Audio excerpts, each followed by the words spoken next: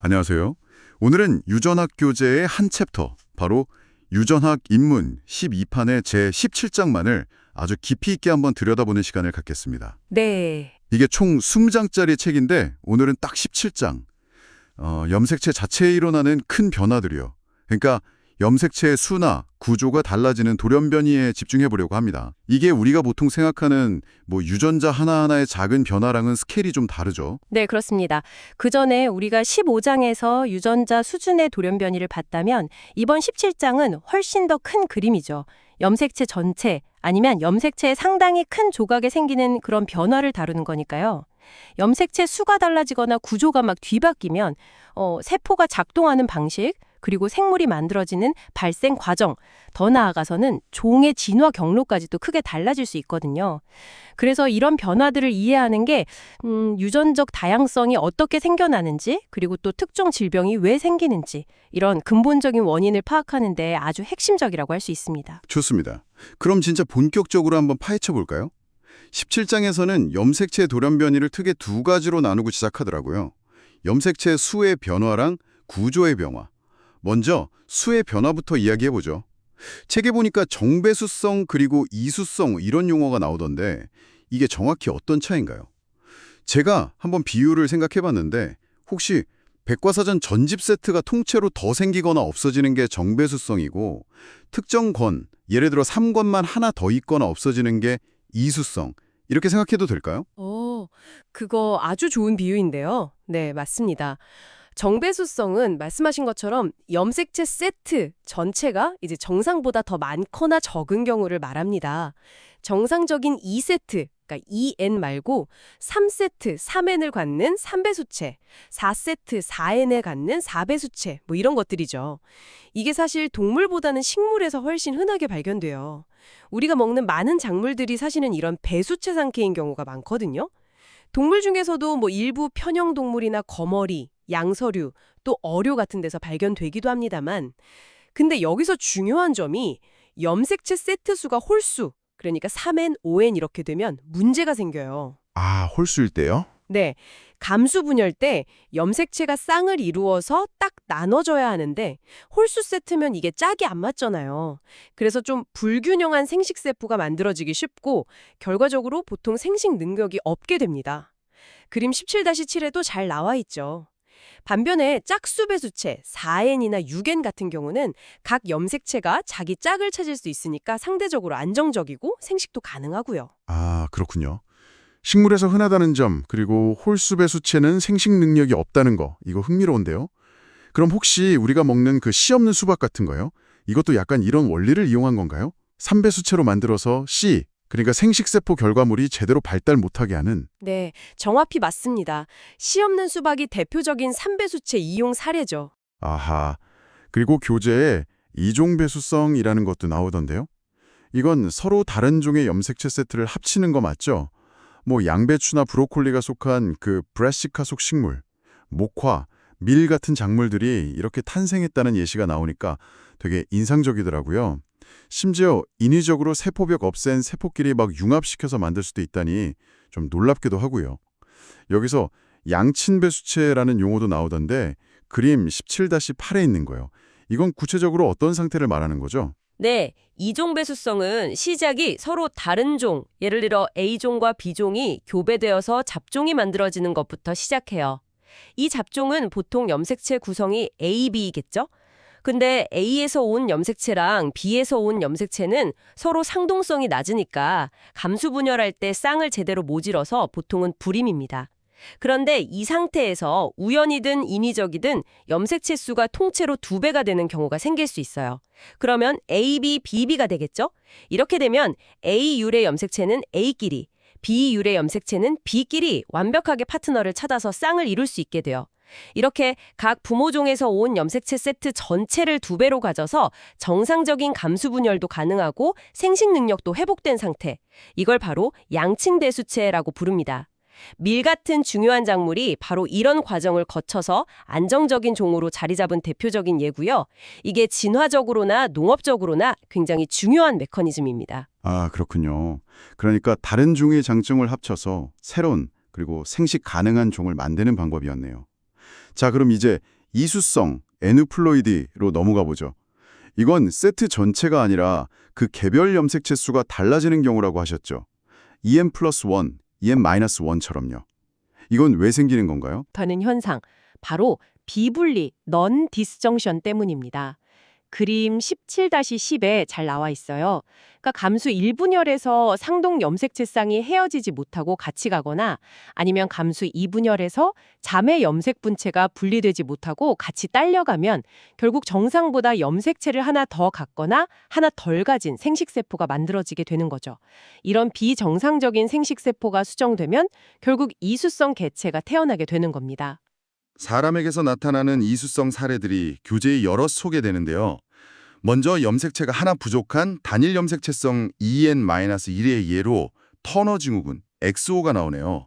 성염색체 X가 하나만 있는 경우죠. 네, 맞습니다. 보니까 외형적으로 키가 좀 작고 목 주변에 피부주름 같은 게 있고 또 난소 발달이 잘 안 돼서 생식 능력이 없는 여성으로 나타나는데 지능은 대부분 정상이지만 공간지각 능력 같은 특정 인지 기능에는 좀 어려움을 겪을 수 있다고 하고요. 여아 5,000명당 1명꼴이라니까 뭐 아주 드문 건 아니네요. 중요한 사례군요. 근데 여기서 궁금한 게 상염색체 단일염색체성은 왜 아예 태어나지도 못하고 사망한다고 하나요? X염색체 하나 없는 것보다 훨씬 치명적인가 봐요. 네, 그게 맞습니다.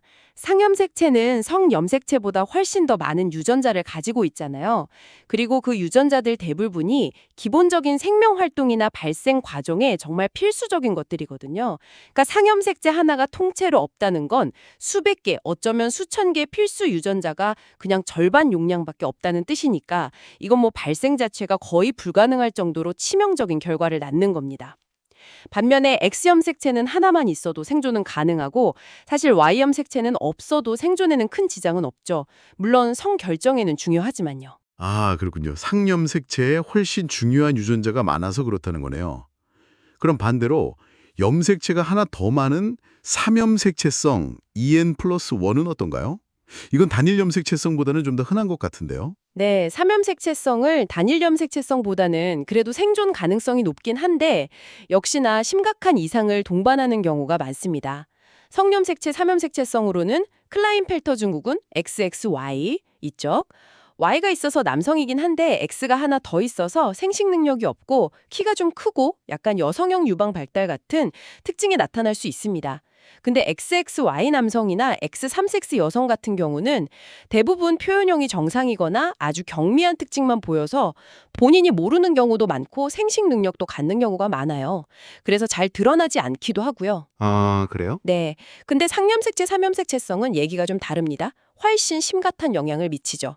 가장 잘 알려진 게 바로 21번 염색체가 3개인 다운 증후군이고요. 특징적인 얼굴 모습이나 다양한 정도의 지적장애, 심장 기형 같은 것들을 동반하고 전체 생존 출생아의 약 0.15%, 그러니까 한 670명 중 1명꼴로 발견됩니다. 생각보다 꽤 빈도가 높네요. 그렇죠. 그리고 13번 염색체가 3개인 파타우 증후군, 18번 염색체가 3개인 에드워드 증후군도 있는데요. 이 경우는 다운 증후군보다 훨씬 더 심각한 기형과 건강 문제를 동반해서 대부분 출생 후 1년 이내에 사망하게 됩니다. 아, 듣기만 해도 좀 심각하네요. 근데 여기서 진짜 궁금한 점이 생겨요. 뭐랄까, 좀 근본적인 질문인데요. 아까 정배수성, 그러니까 3N, 4N 이런 건 식물에서는 흔하고 심지어 유용하게 쓰이기도 한다고 하셨잖아요. 그런데 왜 이수성, EN 플러스 1이나 EN 마이너스 1 같은 거는 사람을 포함한 동물에서는 이렇게 심각한 이상을 일으키는 걸까요? 단순히 염색체 수가 정상과 다르다는 점은 비슷한데 말이죠. 그리고 같은 이수성 중에서도 왜 염색체가 하나 부족한 단일 염색체성이 하나 더 많은 삼염색체성보다 훨씬 더 치명적인 경향을 보이는 건지도 궁금하고요. 네, 아주 중요한 질문입니다. 그 핵심 질문에 답하는 개념이 바로 유전자 균형이라는 거예요. 우리 유전체에는 수만 개의 유전자들이 있는데 얘네들이 서로 아주 정교하게 상호작용하면서 작동하도록 진화해 왔거든요. 이때 중요한 게 뭐냐면 각 유전자 사물, 그러니까 단백질 같은 것들의 상대적인 양입니다. 양 자체가 아니라 비율이요. 아, 상대적인 양이요? 네, 정상적인 2배체나 아니면 안정적인 짝수배수체 4N, 6N에서는 모든 염색체의 유전자 수가 같은 비율로 증가하거나 유지되잖아요. 예를 들어 2A, 2B는 1.1이고 4A, 4B도 1.1이죠. 그러니까 유전자 산물 간의 상대적인 비율, 즉 유전자 균형은 깨지지 않는 거예요. 그런데 이 수체에서는 특정 염색체만 수가 다르기 때문에 이 균형이 아주 심각하게 깨져버립니다. 예를 들어 21번 3염색체성, 다운 증후군 같은 경우엔 다른 모든 염색체의 유전자 사물은 정상적인 양 100%로 만들어지는데 21번 염색체에 있는 유전자들의 사물만 1.5배, 즉 150%로 과다하게 만들어지는 거죠. 아하. 이렇게 특정 유전자 굽의 양만 달라지는 불균형이 발생 과정이나 발달 과정 전반에 걸쳐서 서로 조화롭게 작동해야 하는 유전자 네트워크의 큰 혼란을 야기하는 겁니다. 이게 바로 이수성이 배수성보다 훨씬 더 해로운 표현형을 나타내는 주된 이유라고 할 수 있습니다. 아, 그렇군요. 전체 볼륨이 같이 커지는 것보다 특정 파트의 비율만 확 달라지는 게 시스템 전체에는 더 큰 교란을 일으킨다는 거네요. 마치 오케스트라에서 모든 악기 소리가 같이 커지는 건 괜찮은데 갑자기 트럼펫 소리만 1.5배로 확 커지면 전체 조화가 깨지는 것처럼요. 네, 아주 적절한 비유입니다. 그럼 단일 염색체성이 3염색체성보다 더 치명적인 이유는요? 그것도 이 유전자 균형이랑 관련이 있나요? 네, 관련이 있습니다. 이건 크게 두 가지 가설로 설명하는데요. 첫째는 반수체 기능 부전입니다. 어떤 유전자들은 정상적인 기능을 하려면 두 개의 복제본에서 나오는 산물이 모두 필요해요. 딱 그 양이 맞아야 하는 거죠. 근데 단일 염색체성에서는 해당 유전자가 하나뿐이니까 산물 양이 절반으로 줄어들잖아요. 이 양으로는 충분한 기능을 할 수 없는 경우가 많고 이게 특히나 생명 유지에 필수적인 유전자에서 발생하면 치명적일 수 있다는 겁니다. 하나만으로는 부족하다는 거군요. 그렇죠. 둘째는 가성우성 효과입니다. 이건 뭐냐면 만약 남아있는 그 단 하나의 염색체에 우연히 해로운 효과를 내는 열성 대립 유전자가 있었다고 쳐요.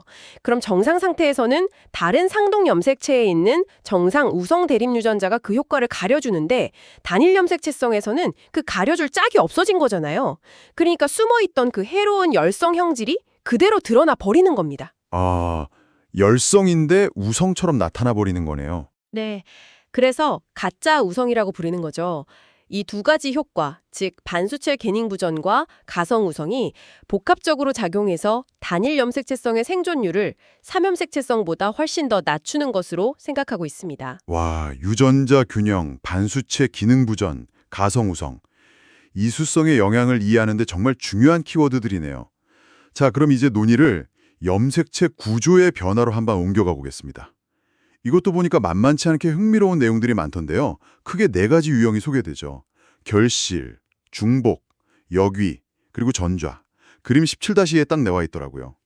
이런 구조적인 변화는 애초에 어떻게 시작되는 건가요? 염색체 구조 변화의 가장 근본적인 시작점은 대부분 DNA 이중 나선이 끊어지는 거.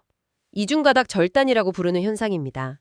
이런 절단은 방사선에 노출된다거나 특정 화학 물질 때문에 심지어는 그냥 정상적인 세포 대사 과정에서도 자연스럽게 발생할 수가 있어요. 물론 우리 세포에는 이런 절단을 아주 정교하게 수리하는 복구 시스템이 있습니다. 그런데 여러 곳에서 동시에 절단이 일어나거나 아니면 복구 과정 자체에서 오류가 발생하면 염색체 조각들이 엉뚱하게 잘못 연결되면서 이런 구조적인 이상이 생길 수 있는 거죠. 그림 17-19를 보면 좀 더 이해가 쉬우실 겁니다. 그렇군요.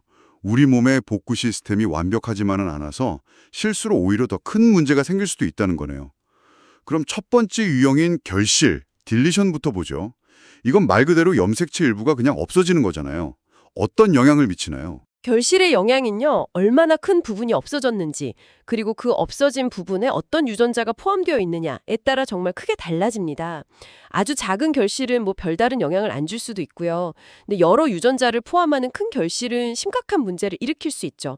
특히 이형접합 상태, 그러니까 결실된 염색체 하나와 정상 염색체 하나를 가진 상태에서는 두 가지 주요 문제가 생길 수 있어요. 하나는 아까 잠깐 언급했던 가성우성입니다. 정상 염색체에 있는 열성 대립 유전자가 그 짝이 되는 유전자가 결실로 사라졌기 때문에 표현형으로 그냥 드러나 버리는 거죠. 네. 다른 하나는 역시 아까 나왔던 반수체 기능 부전입니다. 결실된 부분에 만약 생존에 필수적인 유전자가 포함되어 있었다면 정상적인 기능을 유지하기에 유전자 용량이 부족해지는 문제가 생기는 거고요. 사람의 예로는 5번 염색체 짧은 팔 일부가 결실되어서 나타나는 묘성증후군, 프랑스어로 크리주시아 증후군이라고 하죠. 아기가 고양이 울음소리랑 비슷한 소리를 내고 특징적인 얼굴 모양이랑 지적장애를 보이는 그런 질환입니다. 아, 고양이 울음증후군이 결실 때문에 생기는 거였군요. 다음은 중복, 디플리케이션입니다. 이건 반대로 특정 염색체 구건이 복제돼서 추가되는 거고요. 이건 왜 생기는 건가요? 교재에서는 감수 분열 때 상동 염색체끼리 정렬이 잘못돼서 일어나는 비정상적 교차, 아니면 다른 염색체 재별 과정의 결과로 생길 수 있다고 설명하네요. 중복된 부분이 원래 위치 옆에 나란히 붙으면 직렬 중복, 다른 위치나 아예 다른 염색체로 가면 산재 중복이라고 하고요. 근데 여기서 특히 분절 중복, 세그멘탈 듀플리케이션이라는 개념이 좀 중요하게 다뤄지는 것 같더라고요. 10에서 50kB 정도 되는 비교적 큰 DNA 조각이 중복되는 거고, 이게 유전자 전체를 포함하기도 하고 인간 게놈의 약 4%나 차지할 정도로 꽤 흔하다고요. 이게 왜 중요한 건가요? 네. 그 분절 중복은 우리 게놈의 어떤 구조적인 유연성이나 진화 과정에서 굉장히 중요한 역할을 합니다. 첫째로 이 중복된 서열들은 서로 염기 서열이 매우 유사하잖아요. 그래서 감수 분열 때 염색체들이 약간 헷갈려서 잘못 정렬되고 재조합되는 원인을 제공합니다. 이걸 비대림 유전자 상동 재조합이라고 부르는데요. 이런 잘못된 재조합은 또 다른 결실이나 중복, 역위 같은 염색체 이상을 유발하는 일종의 핫스팟이 될 수 있어요. 실제로 윌리엄스 증후군 같은 몇몇 유전 질환은 7번 염색체의 특정 분절 중복 부위 사이에서 이 NAHR이 일어나서 그 중간 영역이 통째로 결실되면서 발생을 하거든요. 아, 중복된 구간 때문에 다른 문제가 또 생길 수 있군요. 중복된 유전자는 당장 생존에 필수적이지 않은 여분의 복제본이 되는 셈이잖아요. 이 여분 유전자는 이제 돌연 변이가 자유롭게 축적되면서 점차 새로운 기능을 갖도록 진화할 수 있는 기회를 얻게 되는 겁니다. 그러니까 새로운 유전자가 탄생하는 원재료가 될 수 있는 거죠. 그래서 이 분절 중복은 게놈의 어떤 역동적인 변화와 진화의 중요한 동력으로 여겨지고 있습니다. 단순히 그냥 반복되는 구간인 줄 알았는데 그게 아니라 게놈 변화의 촉매제이자 진화의 재료가 된다니 이거 정말 흥미로운데요. 그럼 세 번째, 역위, 인벌전으로 넘어가 보죠. 이건 염색체 일부가 180도 뒤집어져서 다시 붙는 거라고요? 네, 맞습니다. 염색체 조각이 말 그대로 뒤집히는 거죠. 역위 자체로는 유전 물질의 양이 변하는 건 아니기 때문에 끊어진 지점이 우연히 아주 중요한 유전자 내부나 아니면 그 조절 부위를 파괴하지 않는다면 동형접합 상태, 그러니까 두 상동 염색체 모두 역위를 가진 상태에서는 표현형에 큰 영향을 주지 않을 수도 있어요. 하지만 이형접합 상태, 즉 정상 염색체랑 역위 염색체를 하나씩 가진 상태에서는 감수 분열 때 문제가 발생합니다. 어떤 문제인가요? 감수 1분열 전기에 상동 염색체가 서로 쌍을 이루려고 할 때 역위된 부분이랑 정상 부분이 최대한 짝을 맞추려고 하다 보니까 역위 고리, 인버전 루프라는 아주 독특한 구조를 형성하게 돼요. 근데 만약 이 고리 안에서 유전자 재조합, 즉 교차가 일어나 버리면 염색체 일부가 중복되거나 아니면 결실된 비정상적인 염색 분체가 만들어집니다. 이런 비정상적인 염색 분체를 포함한 생식세포는 수정되더라도 발생이 불가능하거나 심각한 기형을 유발하기 때문에 결과적으로 역위형 접합자는 생식 가능한 자손을 좀 적게 낳게 되죠. 생식 능력이 저하되는 겁니다. 아, 교차가 일어나면 문제가 되는군요. 네. 특히 역위된 구간이 동원체, 센트로미어를 포함하느냐 안 하느냐에 따라서 완중심성과 협안성, 페리센트릭으로 나누는데 교차 결과 만들어지는 비정상 염색체의 종류는 좀 다르지만 두 경우 모두 결과적으로는 해당 구간에서의 유효한 재조합 빈도를 현저히 떨어뜨리는 효과를 냅니다. 그래서 흥미롭게도 인간과 침팬지의 염색체를 비교해보면 여러 개의 역위가 발견되는데 이것이 아마 두 종이 분화하는 과정에 기여했을 것으로 추정하고 있습니다. 그림 17-29에 그 예시가 있죠. 와, 유전자 내용은 그대로인데 순서만 바뀌었을 뿐인데도 감수 분열 때 저렇게 복잡한 문제가 생기는군요. 신기하네요. 자, 이제 마지막 구조 변화 유형인 전좌, 트랜스로케이션입니다. 이건 앞에 세 가지랑은 좀 다른데요. 서로 다른 번호의 염색체, 그러니까 비상동 염색체 간의 조각이 교환되는 현상이죠. 가장 흔한 상호전좌, reciprocal translocation은 두 개의 비상동 염색체가 동시에 끊어져서 서로 조각을 맞바꾸는 것이고요. 이것도 이형 접합 상태에서 문제가 될 것 같은데요. 호전좌 이형 접합자 역시 감수 분열 시에 상당히 복잡한 상황에 처하게 됩니다. 정상 염색체 2개랑 전좌된 염색체 2개, 이렇게 총 4개의 염색체가 있잖아요. 얘네들이 최대한 상동인 부분을 찾아서 서로 쌍을 이루려고 시도하면서 아주 독특한 십자형 구조, 크로스 쉐입스 컨피규레이션을 형성하게 됩니다. 그림 17-30을 보시면 이해가 되실 거예요. 이제 이 4개의 염색체가 감수 1분열에서 어떻게 나뉘어서 2개의 딸세포로 가느냐, 이게 중요해지는데요. 크게 3가지 주요 분리 방식이 있습니다.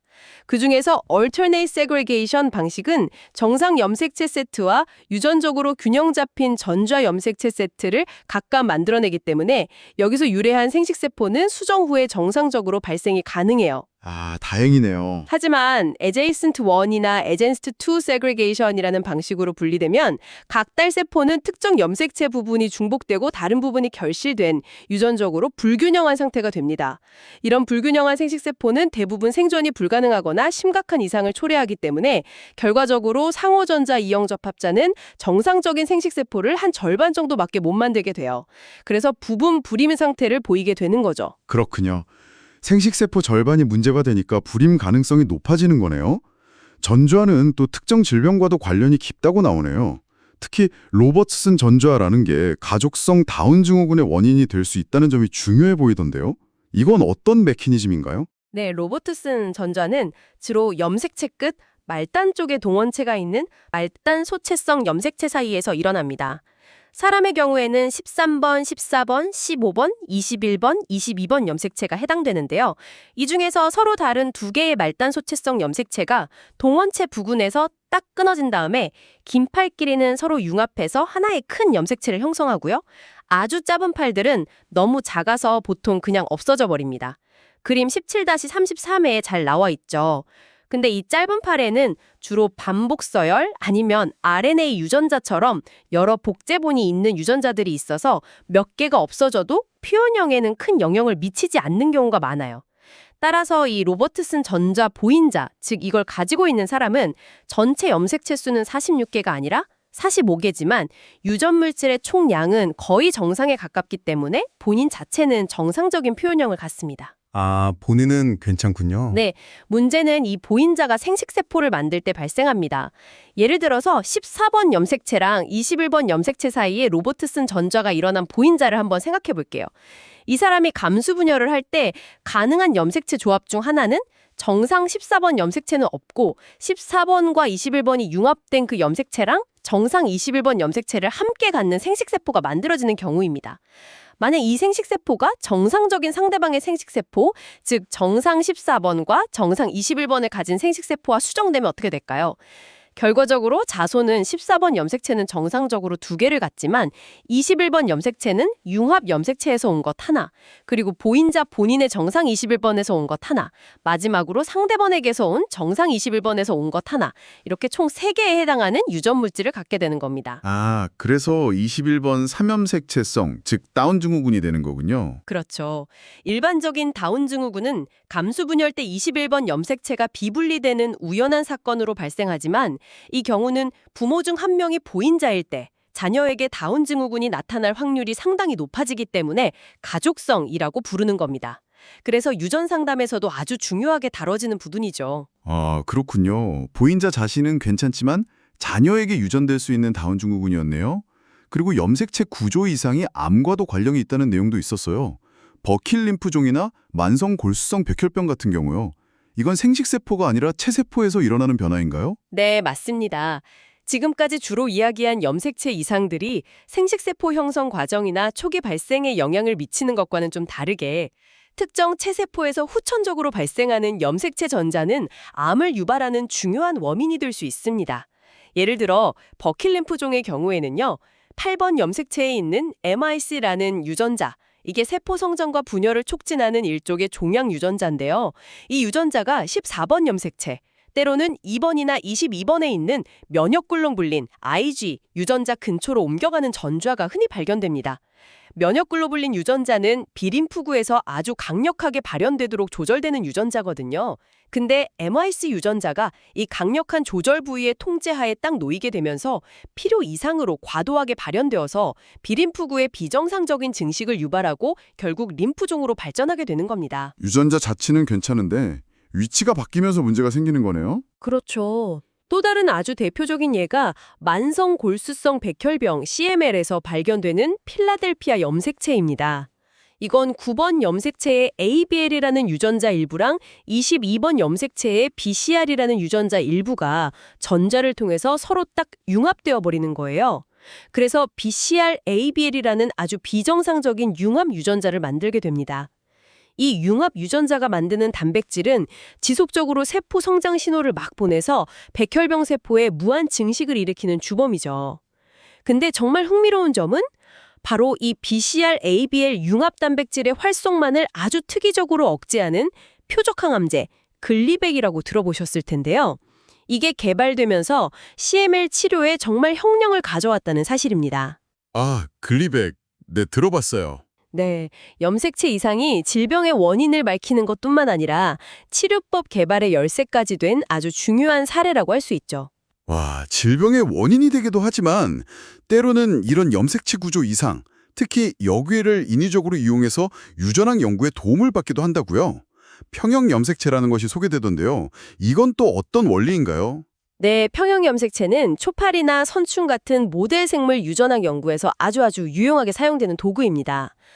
뭐랄까, 연구자들이 특정 염색체 위에 있는 원하는 돌연변이 유전자들을 다른 유전자들이랑 막 섞이지 않게, 즉 재조합되지 않게 여러 세대에 걸쳐서 안정적으로 유지하고 싶을 때 사용하는 건데요.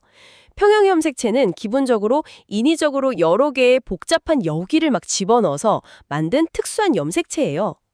이 다중 여기 구조 때문에 평형 염색체는 정상적인 상동 염색체와 감수 분열 시에 제대로 쌍을 이루거나 교차하기가 극도로 어렵습니다.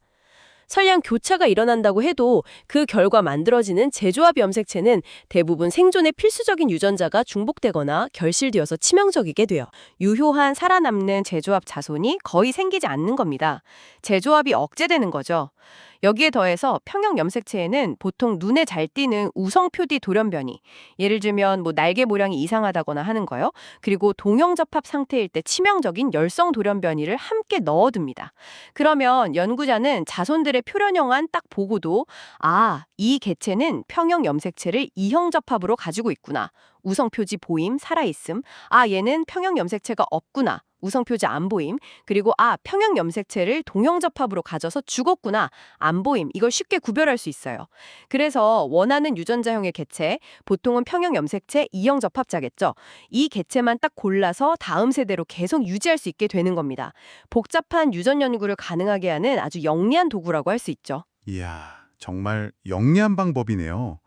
여기 때문에 재조합이 안 되는 효과를 역으로 이용해서 원하는 유전자를 딱 묶어두는 거군요. 오늘 저희는 유전학 입문 17장을 통해서 염색체 수의 변화, 그러니까 배수성이랑 이수성, 그리고 터너, 클라인펠터, 다운 증후군 같은 구체적인 사례들, 그리고 구조의 변화, 결실, 중복, 역위, 전절하는 정말 방대하고 중요한 주제를 다뤄봤습니다.